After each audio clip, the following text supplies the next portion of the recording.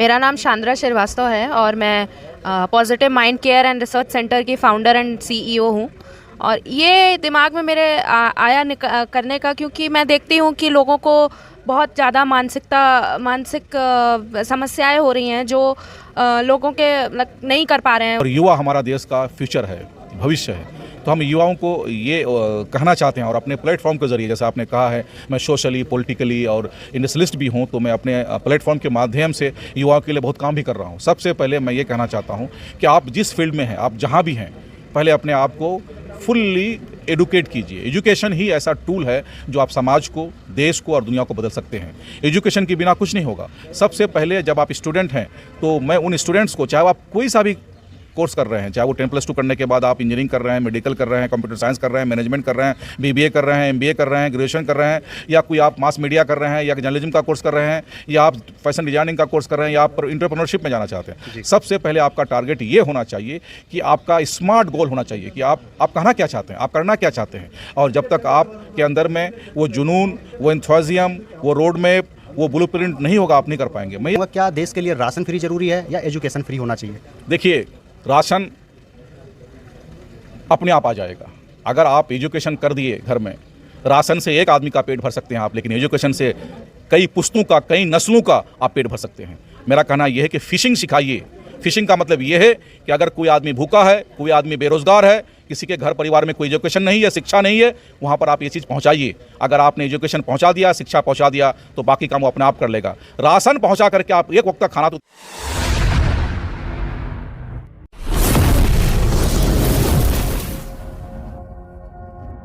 मेरा नाम इंजीनियर मोहम्मद असलम अलीग है। मैं सेम ग्रुप ऑफ कंपनीज़ का चेयरमैन हूँ और साथ साथ all India Congress committee minority department का नेशनल कोऑर्डिनेटर हूँ और आसाम प्रदेश कांग्रेस कमेटी माइनॉरिटी डिपार्टमेंट का इंचार्ज हूँ। जी, जानना चाहूँगा जो ये अवार्ड्स है, आपको किस क्षेत्र में आज अवार्ड दिया गया? देखिए, सबसे पहले मैं जो ये संस्था काम कर रही है, जिसके फाउंडर चेयरमैन एडवोकेट पीयूष पंडित जी हैं, और उनके तमाम टीम के लोगों को बहुत बहुत मुबारकबाद देता हूं, उनको शुभकामनाएं देता हूं कि जो है वो लोग बहुत अच्छा काम कर रहे हैं। ये जो संस्था है, जैसे आपने कहा, world education entrepreneurship summit and awards के ज़रिए जो है हर फील्ड में, मीडिया के फील्ड में, एंटरप्रेन्योरशिप के फील्ड में, एजुकेशन के फील्ड में, best school, best principal, best teacher, best professor, मैंने देखा कि इन लोगों ने बहुत सारे लोगों को जो है डॉक्टरेट की भी डिग्री दी, ऑनरी कॉज़ा जो होता है, तो बहुत अच्छा काम कर रहे हैं। और मुझे अवार्ड मिला है एंटरप्रेन्योरशिप का अवार्ड मिला है, क्योंकि हमने भी एक साधारण परिवार से आने के बावजूद मैंने अपना कंपनी शुरू किया इंडिया में, और ये कंपनी 2012 में शुरू हुई और आज ये कंपनी जो है काफ़ी इंडिया के 4-5 बड़े शहरों में इनके ऑफिसेस है, इनके फैक्ट्रियां हैं, वेयर हाउसेस है, और ओवरसीज में भी ये कंपनी कई जगह पे अपना ऑफिस खोल चुकी है। तो जिस तरह से ये लोग यूथ को और जिस तरह से ये लोग स्टार्टअप करने वाले लोगों को, एंटरप्रेन्योर्स को बुला करके उनको मोटिवेट करते हैं, उनको प्रोत्साहित करते हैं और अवार्ड से नवाजते हैं, ये बहुत ही अच्छा काम कर रहे हैं। मैं फिर इन संस्था के तमाम लोगों को अपने दिल की गहराइयों से मुबारकबाद देता हूं और शुक्रिया अदा करता हूं कि इन्होंने समाज के हर कड़ी के लोगों को जोड़ने का काम किया है। और समाज में, चाहे वो एजुकेशन के फील्ड के लोग हों, चाहे वो मीडिया के फील्ड के लोग हों, चाहे वो इंडस्ट्री के फील्ड के लोग हों, तमाम लोगों को इन लोगों ने जोड़ा है और ये काम बहुत ही अच्छा कर रहे हैं ये लोग। और इससे समाज में और अच्छाई फैलेगी और समाज एक तरह से जुड़ा हुआ रहेगा। और समाज के वो लोग जिनको मेन स्ट्रीम में आने का कभी मौका नहीं मिलता है, जिनको कभी प्रोत्साहित नहीं करते हैं लोग, जिनका कभी अप्रिसिएशन नहीं होता है, उन लोगों को ये अपने प्लेटफॉर्म में ला करके प्रोत्साहित करते हैं, अप्रिसिएशन करते हैं, जोड़ते हैं। ये बहुत अच्छा काम है। जैसे कि सर, आपने अभी बताया कि आपका जो प्लेटफॉर्म है, उद्यमी हैं आप। उद्यमी के साथ साथ आप युवाओं को क्या आगे बढ़ा रहे हैं, बढ़ाने का काम कर रही है आपकी जो ग्रुप है, और क्या साथ साथ मीडिया को या किसी भी किस क्षेत्र में आप उसको ज़्यादा फोकस कर रहे हैं, किस क्षेत्र में आप ज़्यादा बढ़ावा दे रहे हैं युवाओं को खास करके? देखिए, मैं जो युवा है आज के हमारे देश में, ये जो आबादी है लगभग 130 करोड़ की आबादी, इस 130 करोड़ की आबादी में 45% आबादी युवाओं की है और युवा हमारा देश का फ्यूचर है, भविष्य है। तो तो हम युवाओं को ये कहना चाहते हैं और अपने प्लेटफॉर्म के ज़रिए, जैसा आपने कहा है मैं सोशली, पॉलिटिकली और इंडस्ट्रियलिस्ट भी हूँ, तो मैं अपने प्लेटफॉर्म के माध्यम से युवाओं के लिए बहुत काम भी कर रहा हूँ। सबसे पहले मैं ये कहना चाहता हूँ कि आप जिस फील्ड में हैं, आप जहाँ भी हैं, पहले अपने आप को फुल्ली एडुकेट कीजिए। एजुकेशन ही ऐसा टूल है जो आप समाज को, देश को और दुनिया को बदल सकते हैं। एजुकेशन के बिना कुछ नहीं होगा। सबसे पहले जब आप स्टूडेंट हैं तो मैं उन स्टूडेंट्स को, चाहे आप कोई सा भी कोर्स कर रहे हैं, चाहे वो 10+2 करने के बाद आप इंजीनियरिंग कर रहे हैं, मेडिकल कर रहे हैं, कंप्यूटर साइंस कर रहे हैं, मैनेजमेंट कर रहे हैं, BBA कर रहे हैं, MBA कर रहे हैं, ग्रेजुएशन कर रहे हैं, या कोई आप मास मीडिया कर रहे हैं, या जर्नलिज्म का कोर्स कर रहे हैं, या आप फैशन डिजाइनिंग का कोर्स कर रहे हैं, या आप एंटरप्रेन्योरशिप में जाना चाहते हैं। सबसे पहले आपका टारगेट ये होना चाहिए कि आपका स्मार्ट गोल होना चाहिए कि आप कहना क्या चाहते हैं, आप करना क्या चाहते हैं। और जब तक आपके अंदर में वो जुनून, वो एंथुसियाज्म, वो रोड मैप, वो ब्लूप्रिंट नहीं होगा, आप नहीं कर पाएंगे। मैं ये कहना चाहता हूँ कि अगर कोई बच्चा शुरू से एंटरप्रेन्योरशिप में जाना चाहता है, उनके अंदर में क्रिएटिविटी है। अभी एक बच्ची को मैं देखा अवार्ड ले रही थी, उन्होंने मेंटल हेल्थ में, बच्ची अभी बहुत बड़ी नहीं है, उन्होंने मेंटल हेल्थ में, मतलब ये देखिए कि मेंटल हेल्थ भी कोई ना कोई एरिया है, कोई ना कोई डिपार्टमेंट है, कोई ना कोई फील्ड है।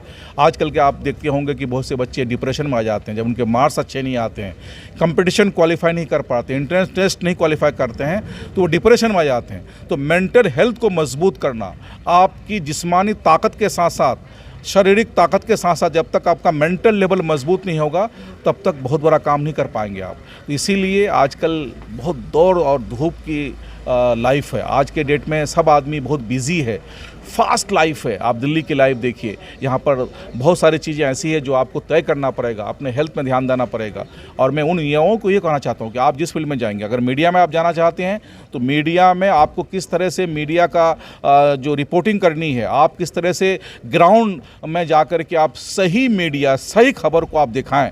आज इलेक्ट्रॉनिक मीडिया बढ़ चढ़ करके मतलब इंडिया में फैल गई है, पूरी दुनिया में डिजिटल इंडिया हो चुका है, दुनिया डिजिटल प्लेटफॉर्म पे ही चल रही है।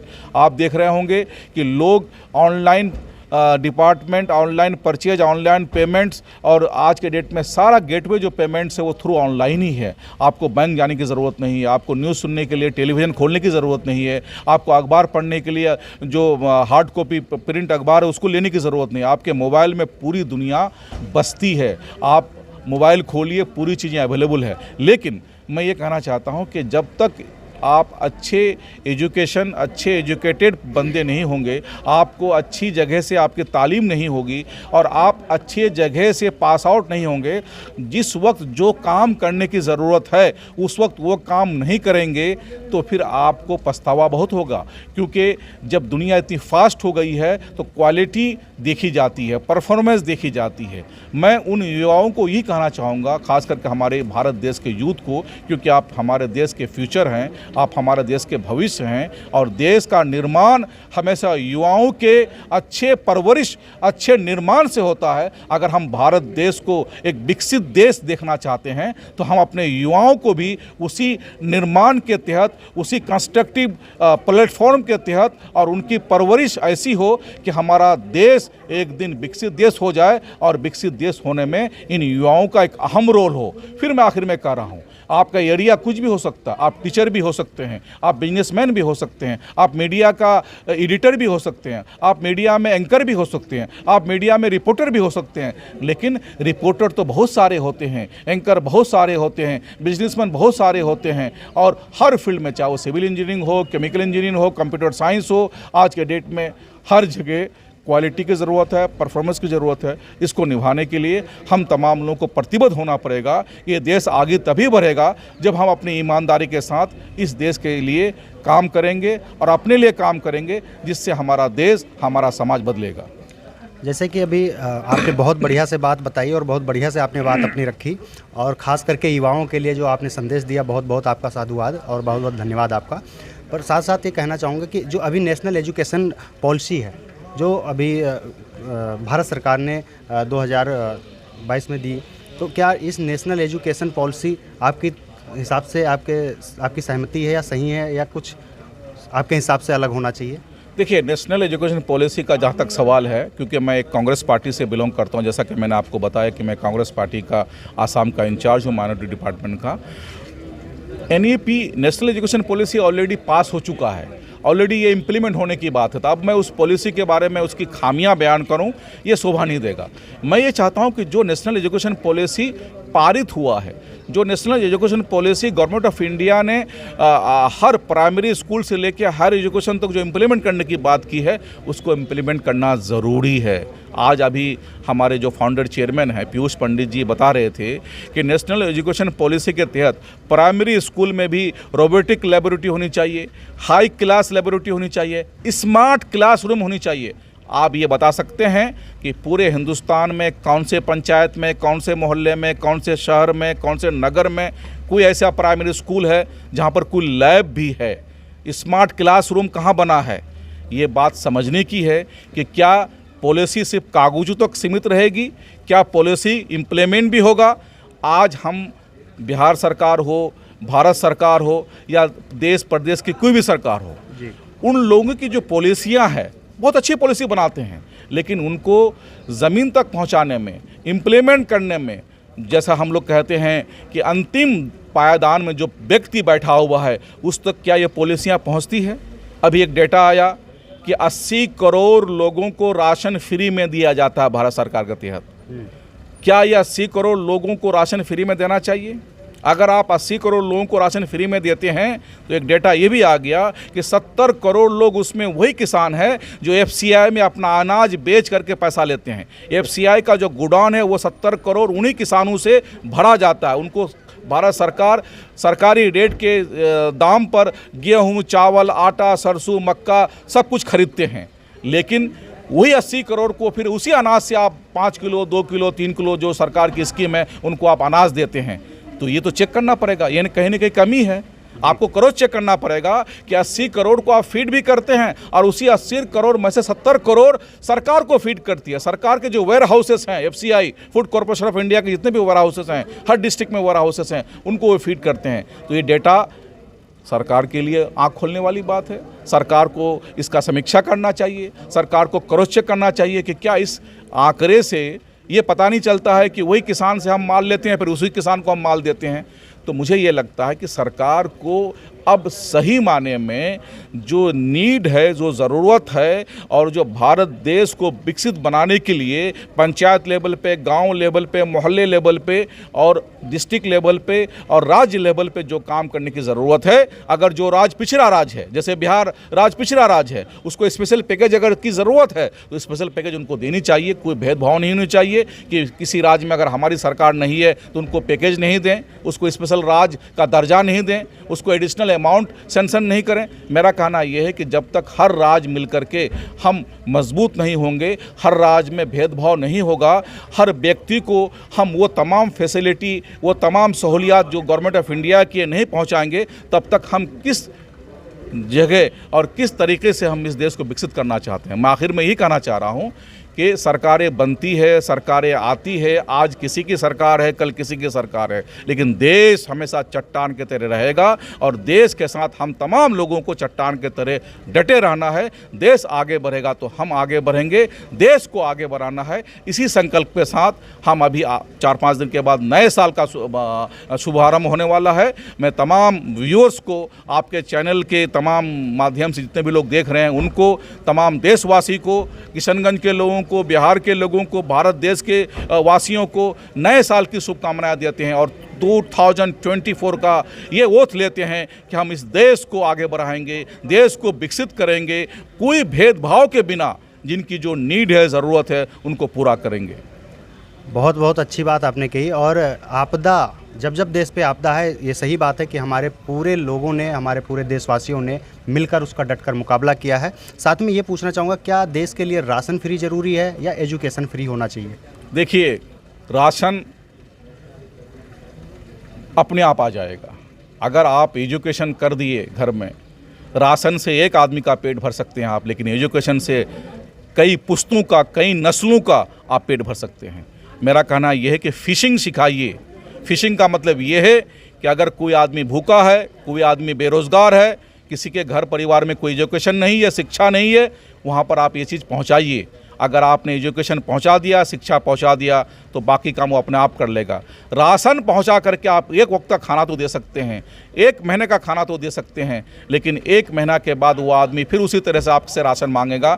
मेरा कहना ये है कि सरकार को ये चाहिए कि हर जगह फ्री एजुकेशन दें, हाई क्वालिटी एजुकेशन दें, और जब तक हम इस भारत के हर नागरिक को अच्छा एजुकेशन, अच्छा शिक्षा नहीं देंगे, तब तक हम एक विकसित देश नहीं हो सकते हैं। इसीलिए पहले एजुकेशन फ्री होनी चाहिए, वो भी अच्छी एजुकेशन, वो एजुकेशन नहीं जो अभी चल रहा है। गांव में टीचर है तो उस्ताद नहीं है, उस्ताद है तो शिक्षक नहीं है, शिक्षक है तो स्टूडेंट्स नहीं है, स्टूडेंट्स है तो हमारे विद्यार्थी नहीं है।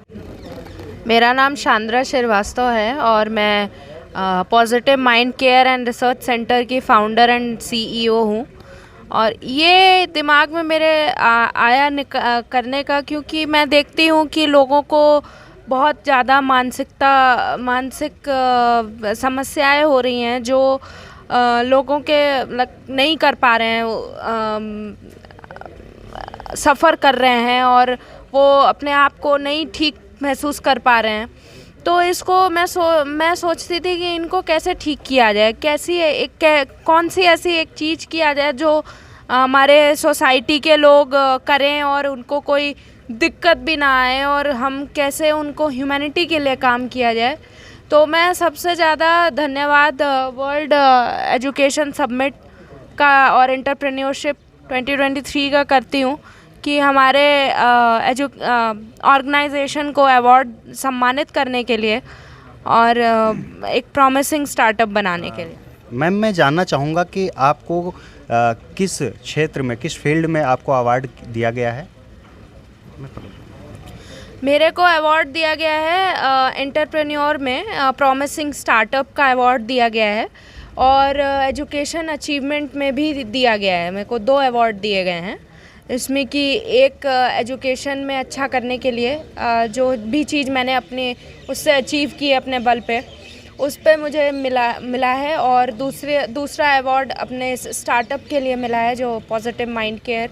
और इसका मैं बताना चाहूँगी, बहुत मुझे खुशी हो रही है बताते हुए कि लोगों ने 1 लाख से ज़्यादा लोगों ने इस की वेबसाइट को जाके विज़िट करके 1 लाख से ज़्यादा लोगों ने उसका व्यूअर्स कंप्लीट किए हैं। तो मैं जानना चाहूँगा, जैसे देश के युवा जो हैं, युवा पीढ़ी जो है हमारी, आज की नई सोच, नए जोश के साथ काम कर रही है, और सबसे ज़्यादा देश की तरक्की जब होता है जब उस देश के युवा शिक्षा, उद्यमी और कई ऐसे क्षेत्र हैं एजुकेशन डिपार्टमेंट से लेके और एंटरप्रेन्योर तक, हमारे युवा, जितने भी युवा पीढ़ी आएगी वो हमारे लिए देश की तरक्की के रास्ते कई खोलेंगे। मैडम, आपसे जानना चाहूँगा कि आप इस क्षेत्र को लेके, जैसे कि आप उद्यमी भी हैं और शिक्षा के क्षेत्र में भी काम कर रही हैं, तो आगे का आपका इन फ्यूचर में आपका क्या है प्लान, क्या एक बार हमारे दर्शकों को आप बताएं।